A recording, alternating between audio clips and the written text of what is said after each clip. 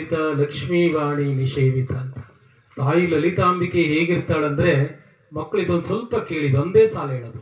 ಅವಳು ಲಲಿತಾಂಬಿಕೆ ಹೆಂಗಿರ್ತಾಳಂದ್ರೆ ನಂತರ ಗೊತ್ತಿರ್ತಾಳೆ.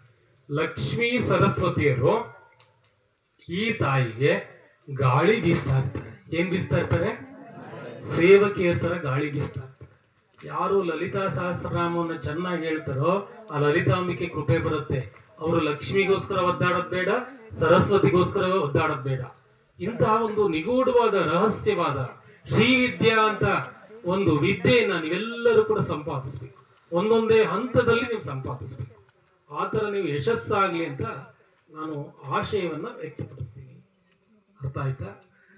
ಇನ್ನೊಂದೇ ಒಂದು ಸಾಲ ಹೇಳ್ತೀನಿ. ಲಲಿತಾ ಸಹಸ್ರನಾಮದಲ್ಲಿ ಬಹಳ ಇಂಪಾರ್ಟೆಂಟ್ ಮಕ್ಕಳು ಇಚ್ಛಾಶಕ್ತಿ, ಜ್ಞಾನಶಕ್ತಿ, ಕ್ರಿಯಾಶಕ್ತಿ ಸ್ವರೂಪಿಣಿ ಅಂತ ಕರೀತಾರೆ.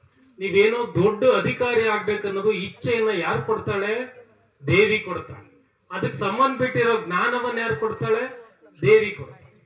ಹಾಗೆ ಜ್ಞಾನ ಕೊಟ್ಬಿಟ್ರೆ ಆಯ್ತಾ, ಆ ಜ್ಞಾನದಿಂದ ನೀವು ಹೋರಾಡಕ್ಕೆ ಒಂದು ಶಕ್ತಿ ಕೊಡ್ತಾಳೆ. ಅದೇ ಕ್ರಿಯೆ ಅಂತ ಹೇಳೋದು. ಅದಕ್ಕೆ ಅವಳಿಗೆ ಏನ್ ಕರೀತಾರೆ? ಇಚ್ಛಾಶಕ್ತಿ, ಜ್ಞಾನಶಕ್ತಿ